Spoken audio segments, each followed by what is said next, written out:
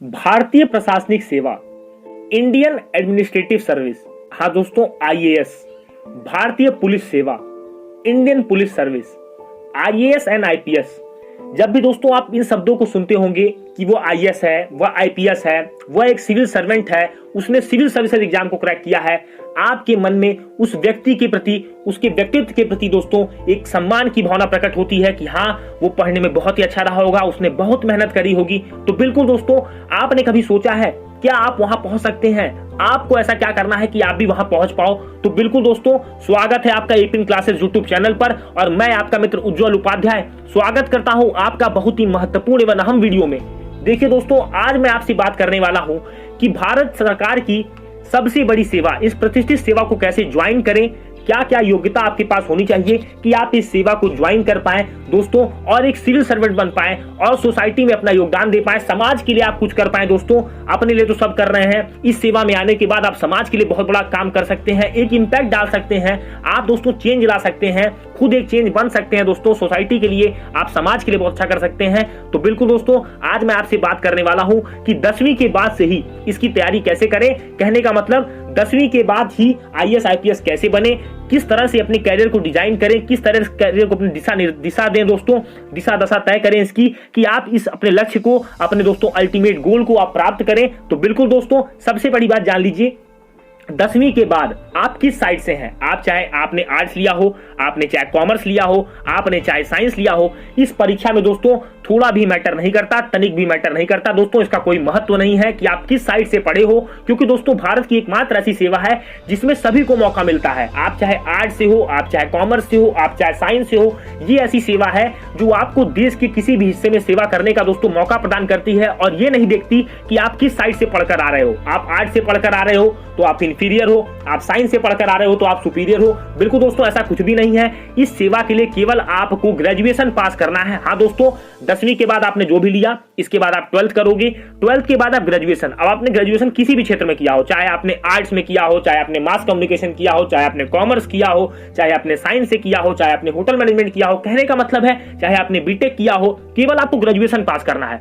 अब ग्रेजुएशन आपका दोस्तों 3 साल से लेकर के 5 साल वाला ग्रेजुएशन होता है, 4 साल का भी ग्रेजुएशन होता है, आप जिसमें पास कर पाओ। बिल्कुल दोस्तों, आपको केवल ये होना चाहिए, आपके पास बैचलर डिग्री होनी चाहिए। इसके बाद आप इस फॉर्म के लिए एलिजिबल हो। जहां तक बात है परसेंटेज की, तो दोस्तों ये ऐसी सेवा है जो आपसे परसेंटेज की मांग नहीं करती है, ये आपकी एबिलिटी को बस जांचना चाहती है कि क्या आप एक दोस्तों सिविल सर्वेंट बन पाओगे, क्या आप एक प्रशासनिक सेवक बन सकते हो। बिल्कुल, इस एग्जाम का केवल एम यही होता है कि भारत सरकार के लिए, भारत के लिए दोस्तों हम लोग ऐसे प्रशासनिक सेवक की तैयारी कराएं, ऐसे प्रशासनिक सेवक को दे पाए जो दोस्तों हमारे देश को चला पाए, जो दोस्तों हमारे देश के प्रशासन को चला पाए। तो बिल्कुल दोस्तों, केवल आपकी ये कला, एडमिनिस्ट्रेटिव स्किल को ही केवल ये चेक करती है, बाकी आपके पास परसेंटेज कितने हैं इसका दोस्तों इसका कोई महत्व इस एग्जाम में नहीं रह जाता है। तो सबसे बड़ी बात, एलिजिबिलिटी आप जान लीजिए, ग्रेजुएशन इन एनी स्ट्रीम। हाँ दोस्तों, अगर आप फाइनल ईयर में हैं तो भी आप इस फॉर्म को अप्लाई कर सकते हैं। बहुत सारे बच्चों के मन में डाउट आता होगा, सर क्या मैं फाइनल ईयर में हूं तो मैं क्या अप्लाई कर सकता हूं? बिल्कुल आप अप्लाई कर सकते हैं। हालांकि एग्जाम खत्म होने तक, रिजल्ट आने तक आपके पास अपनी ग्रेजुएशन की मार्कशीट होनी चाहिए, जिससे कि आपको दोस्तों आगे प्रॉब्लम ना हो आगे के स्टेजेस में। तो बिल्कुल ऐसा होना चाहिए। आप प्रीलिम्स का पेपर भर सकते हैं, आप अगर फाइनल ईयर में है तो बिल्कुल, 3rd ईयर वाले अगर लास्ट ईयर में है तो भर सकते हैं, बीटेक वाले अगर 4th ईयर में है तो भी भर सकते हैं दोस्तों। तो जिस भी ईयर में आप ग्रेजुएशन के लास्ट ईयर में है तो आप बिल्कुल इस फॉर्म को भर सकते हैं। एज लिमिट की बात करते हैं दोस्तों, तो देखिए मैं कैटेगरी वाइज आपको बता दे रहा हूं। जनरल कैटेगरी के अगर आप हैं तो आपकी उम्र सीमा 21 से 32 साल होनी चाहिए। बिल्कुल दोस्तों, अगर आपकी उम्र सीमा इसके बीच है, 21 से 32 साल के बीच, तो आप इस फॉर्म के लिए एलिजिबल हैं। इस फॉर्म को आप भर सकते हैं, इस एग्जाम को आप दे सकते हैं। अगर आप ओबीसी से आते हैं तो आपकी उम्र सीमा 21 से 35 साल होनी चाहिए। अगर आप SC ST से आते हैं दोस्तों तो आपकी उम्र सीमा 21 से लेकर के 37 साल तक होनी चाहिए। अब बात करते हैं नंबर ऑफ अटेम्प्ट्स की। हाँ दोस्तों, कितने प्रयास आप दे सकते हैं सिविल सर्विसेज में। तो एक बात जान लीजिए दोस्तों, जर्नल अगर कैटेगरी से आप अगर आते हैं तो आप 6 अटेम्प्ट दे सकते हैं। बिल्कुल दोस्तों, और जान लीजिए अगर आपने फॉर्म भर दिया, अगर आपने फॉर्म भरा बिल्कुल, और दोस्तों आपने एग्जाम नहीं दिया, तो क्या आपके अटेम्प्ट काउंट होंगे? बिल्कुल दोस्तों, आपके अटेम्प्ट काउंट हो जाएंगे क्योंकि आपने फॉर्म फिल कर दिया है इस एग्जाम का, और बिल्कुल आप जाकर बैठेंगे तो आपके अटेम्प्ट बिल्कुल काउंट होने वाले हैं यहाँ पे। तो आप जितने भी एग्जाम में बैठेंगे तो तभी आप इसका फॉर्म भरें जब आपकी तैयारी बहुत अच्छी हो, क्योंकि दोस्तों यहाँ पे हर अटेम्प्ट आपका मैटर करता है।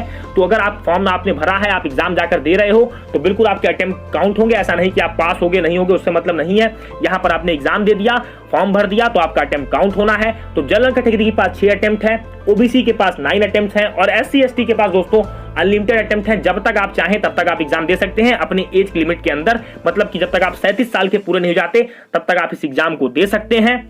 करते हैं दोस्तों इसकी परीक्षा पैटर्न की, एग्जाम पैटर्न की। तो देखिए दोस्तों, यहाँ पर 3 स्टेजेस में एग्जाम्स होता है। एक होती है प्रीलिम्स की परीक्षा, प्रारंभिक परीक्षा दोस्तों, एक होती है मेंस की परीक्षा, मुख्य परीक्षा, और दोस्तों तीसरी होती है इंटरव्यू, जिसको हम कहते हैं साक्षात्कार। बिल्कुल दोस्तों, तो आप समझ लीजिए प्रीलिम्स में 2 पेपर होते हैं दोस्तों। एक आपका सीसैट का पेपर होता है जिसको हम कहते हैं सिविल सर्विसेज एप्टीट्यूड टेस्ट, जो कि दोस्तों 200 नंबर का होता है, 80 क्वेश्चंस आपसे पूछे जाते हैं। और दोस्तों अगला जो पेपर होता है वो आपका जीएस का पेपर होता है, जिसमें कि सभी सब्जेक्ट्स आते हैं आपके, हिस्ट्री, ज्योग्राफी, इकोनॉमिक्स, पॉलिटी, जो भी सब्जेक्ट्स आपके दोस्तों हैं, इससे रिलेटेड सब सब्जेक्ट्स आपके आते हैं। उसमें भी दोस्तों 200 नंबर का पेपर होता है। आपको दोस्तों समय मिलेगा, आपको इस पेपर में, सीसैट की पेपर में दोस्तों आपको 33% मार्क्स, कहने का मतलब दोस्तों 200 में आपको 66 नंबर जरूर लेकर के आना है। अगर आप सीसैट की पेपर में क्वालिफाई करते हो तो ही आपका सेकंड पेपर चेक होगा दोस्तों, जीएस का पेपर चेक होगा, अदरवाइज दोस्तों आपका जीएस का पेपर ही नहीं चेक होगा।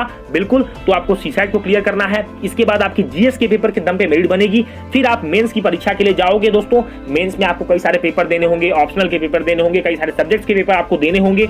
मेंस परीक्षा देने के बाद आपकी दोस्तों लिस्ट आएगी, और मेंस के बाद आपको इंटरव्यू के लिए कॉल किया जाएगा दोस्तों, जो कि जनरली आपका इंटरव्यू 45 मिनट से लेकर दोस्तों 1.5 आवर तक चल सकता है। अगर आप बहुत अच्छा, आपसे एग्जामिनर इंप्रेस हो गया है, आपसे इंटरव्यूअर इंप्रेस है, तो आपका इंटरव्यू लंबा भी खिंच सकता है। तो बिल्कुल आपको 45 मिनट से 1.5 घंटे के लिए आपको इंटरव्यू देना होगा। इसके बाद आपकी ऑल इंडिया मेरिट आएगी, और दोस्तों उसमें आपका नाम होगा, तो आप चयनित हो जाएंगे, और दोस्तों आपको अल्बसना में भेजा जाएगा। बिल्कुल दोस्तों, मसूरी में आपकी ट्रेनिंग शुरू हो जाएगी। तो दोस्तों वहां जाने के लिए आपको बहुत ज्यादा मेहनत करनी होगी, एक सही दिशा में मेहनत करनी होगी। बात करते हैं 10वीं के बाद इसकी तैयारी कैसे शुरू करें। तो देखिए दोस्तों, 10वीं के बाद आपको अपने अंदर कुछ चेंजेस लाने होंगे। जैसे 10वीं के बाद मान लीजिए कि आपने कोई भी साइट चुनी, तो आप न्यूज़पेपर रीडिंग पे बहुत ज्यादा ध्यान दीजिए, क्योंकि मैक्सिमम क्वेश्चन दोस्तों आप देखोगे जिससे जो भी तैयारी कर रहा है उससे आप पूछो।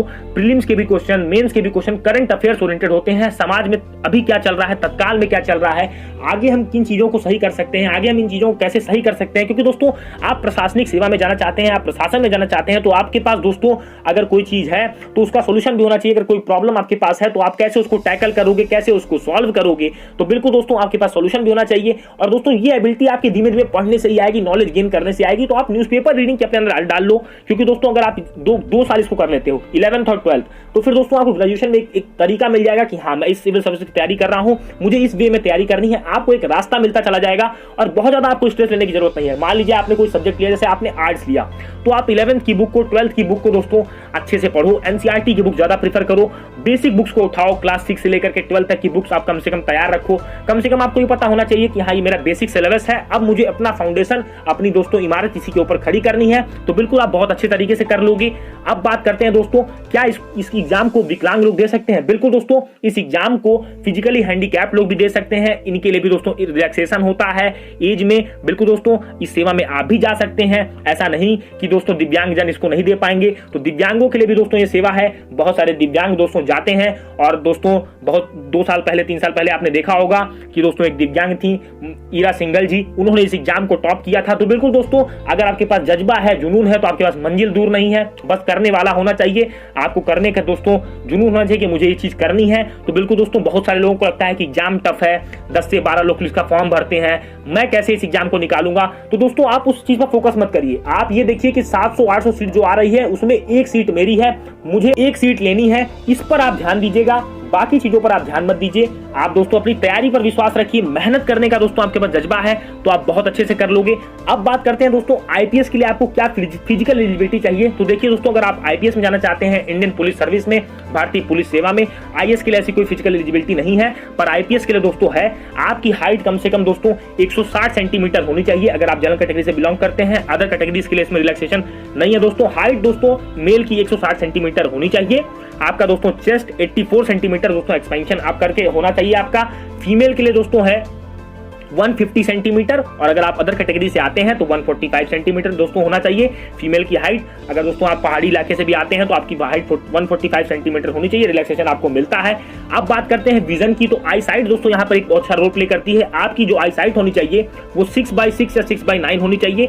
अगर बोर्स आई का केस है दोस्तों तो 6/12 होनी चाहिए। कहने का मतलब अगर आप स्पेक्स लगाते हैं तो स्पेक्स लगाने के बाद आपका आई जो दोस्तों आई साइट होनी चाहिए वो 6/6 होनी चाहिए, और दोस्तों विदाउट ग्लासेस आपकी जो आई साइट होनी चाहिए वो 6/12 होनी चाहिए। तो ये आईपीएस के लिए दोस्तों फिजिकल एलिजिबिलिटी है। अब बहुत सारे बच्चों के मन में डाउट आता होगा, क्या सर आईपीएस के लिए अलग एग्जाम होता है? तो नहीं दोस्तों, यूनियन पब्लिक सर्विस कमीशन संघ लोक सेवा आयोग केवल आपको एक ही एग्जाम देना है, चाहे आप आईएएस में जाएं, चाहे आप आईपीएस में जाएं दोस्तों, चाहे आप आईआरएस में जाएं, चाहे आप आईआरटीएस में जाएं, किसी भी डिपार्टमेंट में आप जाना चाहते हैं, इसी एग्जाम को आपको क्रैक करना है।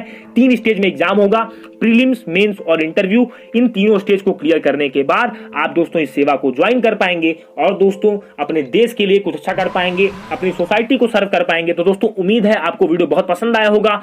वीडियो को लाइक कीजिएगा, चैनल को सब्सक्राइब करिए, नोटिफिकेशन बेल को टैप करिए। जो भी डाउट होगा हमें कमेंट सेक्शन में मेंशन करिएगा, हम आपकी सभी डाउट को क्लियर करेंगे। मिलेंगे दोस्तों अपने अगले